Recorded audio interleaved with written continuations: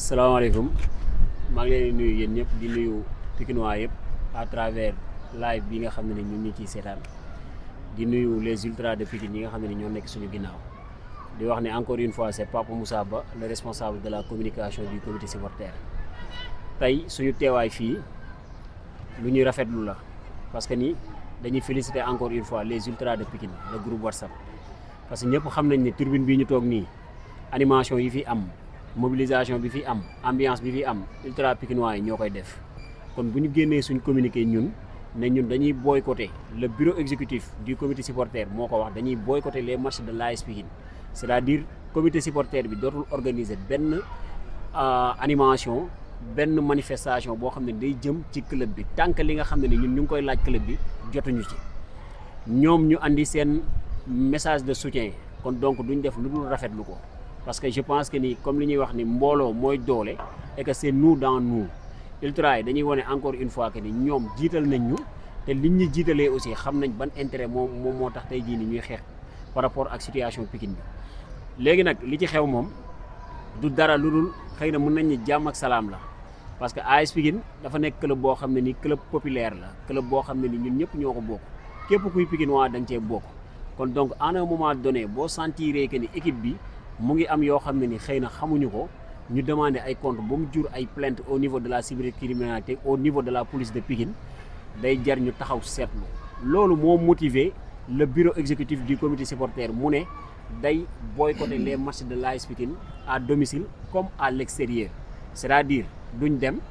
duñ yónnee asiko amul teguñu defuñu dara dañuy toog ñu seetaan ba keroog li nga xam ne ni tey ñu ngi koy laaj les dirigeants de l'AS Pikine ñu mën ñu koo jox mooy lan demandé leen à ce que seen suspension boo nga xam ne ni moom bindoon nañ ko ne dañoo suspendre ay supporters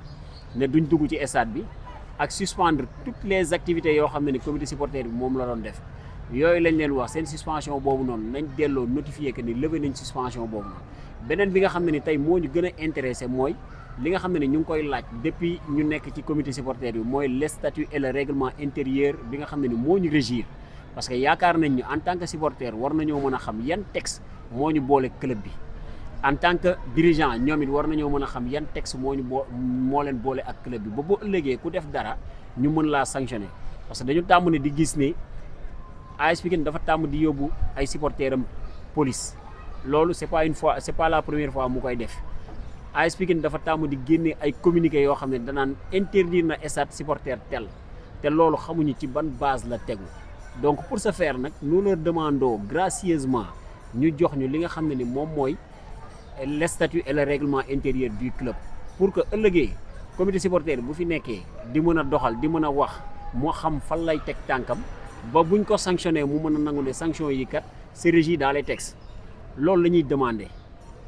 la ñuy demander ci club bi encore une fois ñu ngi féliciter bu baax a baax les ultras de Pikine parce que gis nañ démb seen communiqué ñu ñëw en phase ak li ñu wax ñun te loolu Pikinois yëpp ci war a d'accord tey ñun dañoo jiital ñu nekk ay responsable ci comité supporter bi bureau régir ñu ñoom ñii ñoo ñu tànnoon dénkuñu kon donc ñun buñ demee ba di laaj mbir ba am yu ci juddu ñun buñ taxawee seetlu ñoom it képp kuy Pikinois dafa war a taxaw seetlu nous lançons un appel solennel à tous les supporters pikinois ku fi dëkk ak ku fi dëkkul ne leen match AS Pikine muy à domicile comme à l'extérieur nañ ko stand-by nañu taxaw seetlu ba keroog li nga xam ne ni tey jii nii moom la ñuy lijjanti ci club bi mu lijjanti ko une bonne fois pour toutes parce que yaakaar nañ ni booy jël sa xaalis sa 1000 francs di ko dugal stade am nga droit rendre le compte mais les comptes ne sont pas faits donc loolu boo amul rek y a une manière de se dire non y a une manière de dire non kon donc foofu la ñu toll foofu la comité supporter bi toll xam naa may daaneel rek di jox Ibou Dieye en tant que membre COMEX moom it mu am loo xam ne ni tey jii nii da ko ciy yokk parce que comité supporter bi dafa am 5 représentants yoo xam ne ni ñoo nekk ci COMEX bi ñu génn ci 5 groupes WhatsApp yi nga xam ne ni moom moo régir le comité supporter tey ku ci nekk yaa ngi ci COMEX bi mais information peut-être yi nga war a am sax doo ko am on a l'impression que ni AS Pikine est géré par un groupe de personnes un groupe minimal nag doo sax comprendre waaw ma bàyyi Ibou Dieye après mu am li nga xam ne ni peut-être da ko ci yokk.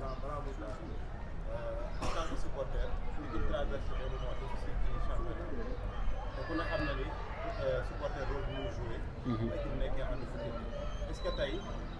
ay déwén bu leneen amoon ci résultat yi contre performance yi est-ce que du am sentiment de culpabilité envers les supporters? Non, je ne crois pas que dina am benn sentiment de culpabilité envers les supporters pour la simple raison mooy depuis le début du championnat AS Pikine a joué 13 matchs ici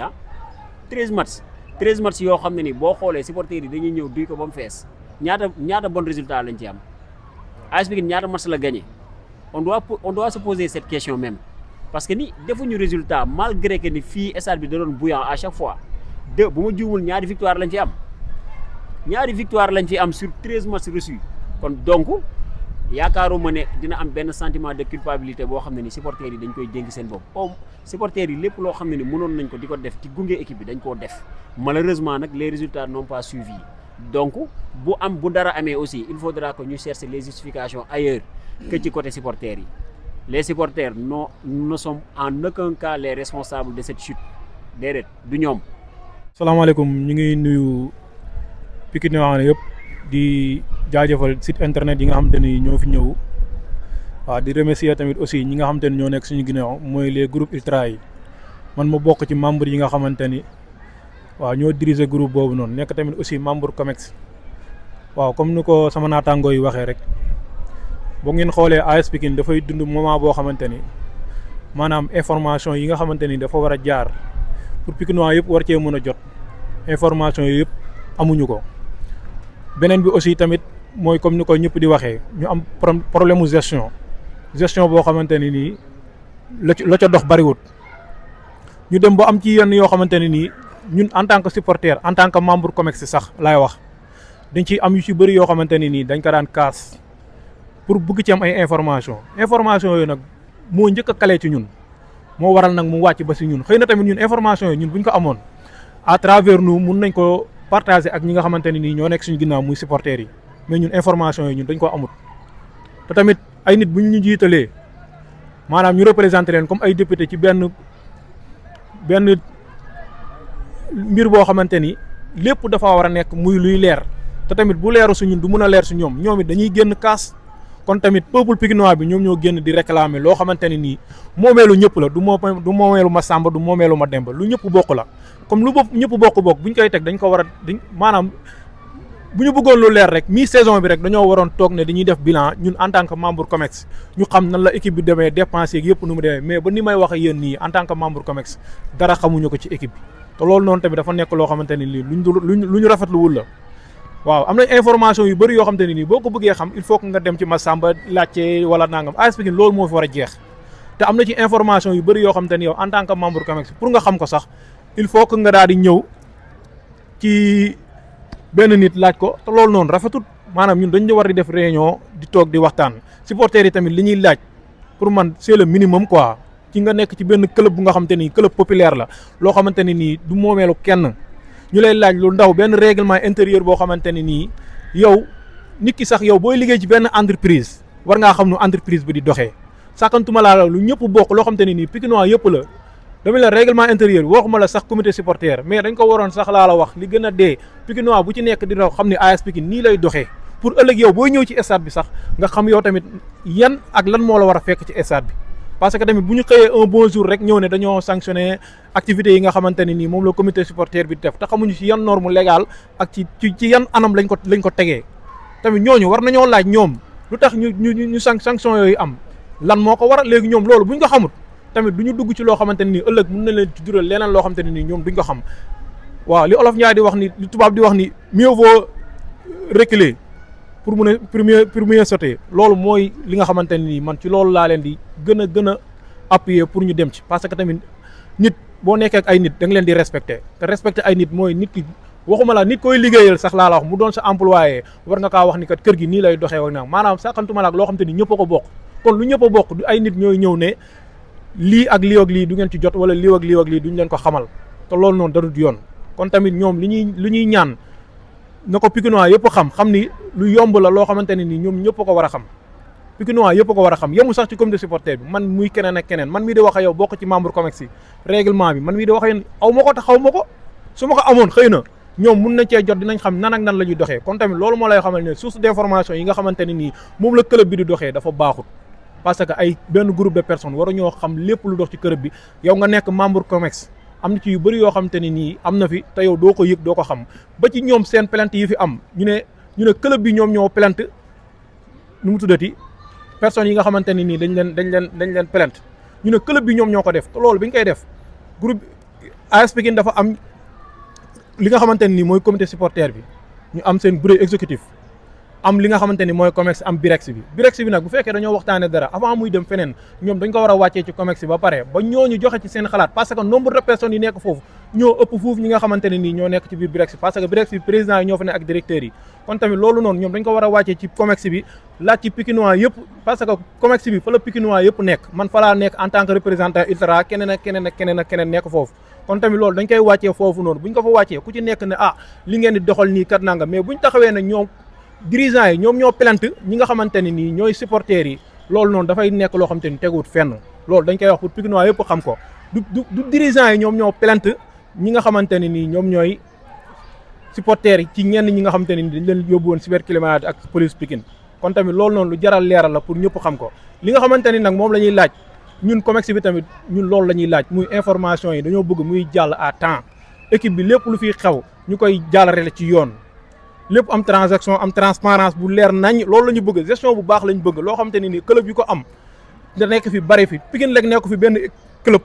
populaire Pikine rek nekk fi benn moomeel Guédiawaye ak keneen ay club lañ te yenn détails yi ngay dégg Pikine doo ko dégg feneen ak feneen kon tamit nañ waxante dëgg ñoom li nga xamante ne nii moom la Pikinois yi bokk nañ ko partager ak Pikinois yi ñu bañ ko jël def ko seen yëfi bopp loolu daal laa amoon li ma ci wax léegi bu fekkee am na ci gars yi keneen koo xamante ne nii am na lu mu ci mën a dolli mu wax ko pour ñu gën a yaatal. waaw asalaamaaleykum maa ngi nuyu ñu fi teew yëpp di rafetlu xale yi vraiment xeex bi ñuy xeex defe naa ñun dañ leen di gunge rek man moom depuis 86 maa ngi joué maa ngi ñëw di supporter exemple Pikine presque ñu fi njëkk a nekk intendant ñoom ñii ñuy wax ni ay ñoo fi njëkk ñooñu bu ñu sama kanam sañu ñu koo wax yaa ngi dégg jamonoy Zombay lañ fi ñëw ñun du jamonoy Zombay ñun jamonoy Jigoo lañ ñëw fii te ñu ngi fi jamono boobu syndicat fii lii lépp amu fi woon mur collé la woon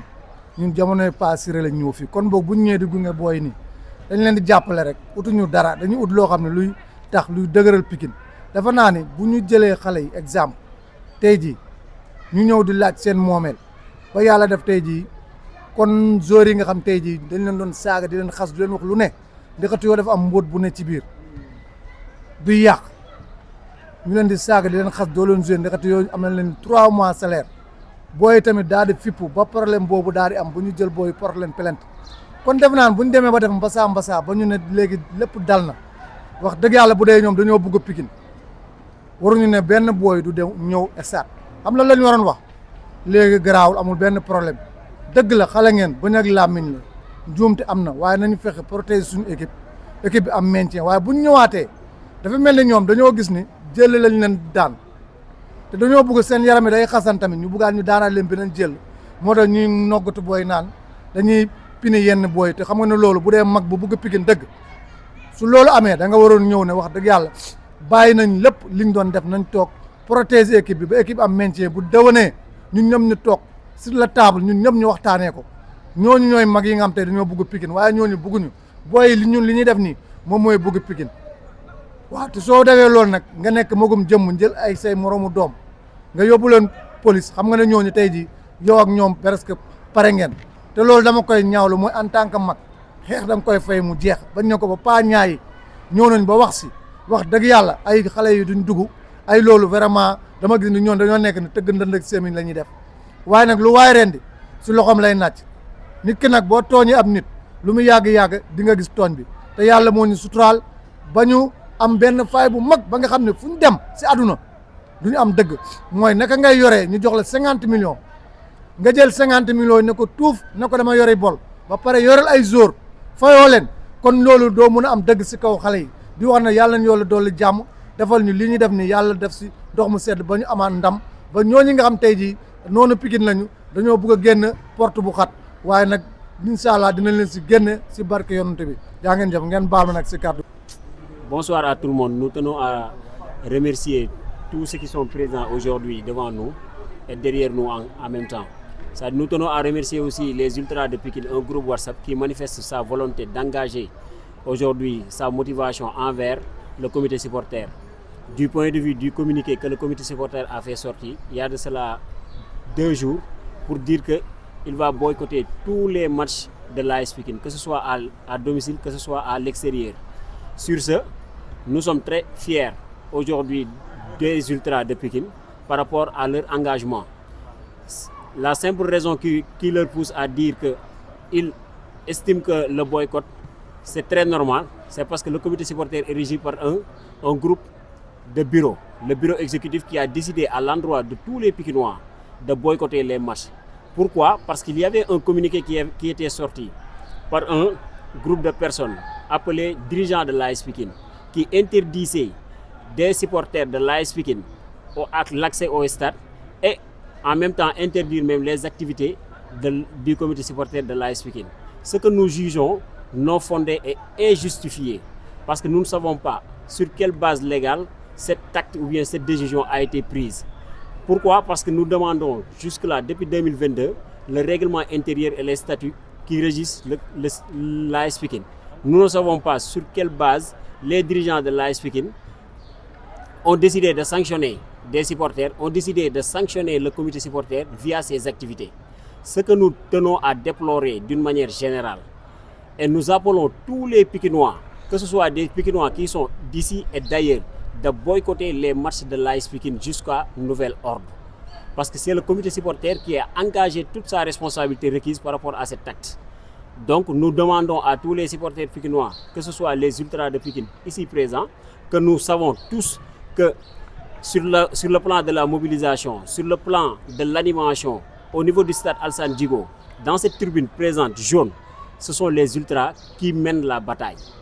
Et aujourd'hui, s'ils décident aujourd'hui de nous accompagner par rapport à ce communiqué, nous sommes très très fiers, nous sommes très très reconnaissants envers leurs actes. Et nous appelons aussi les autres groupes à le faire.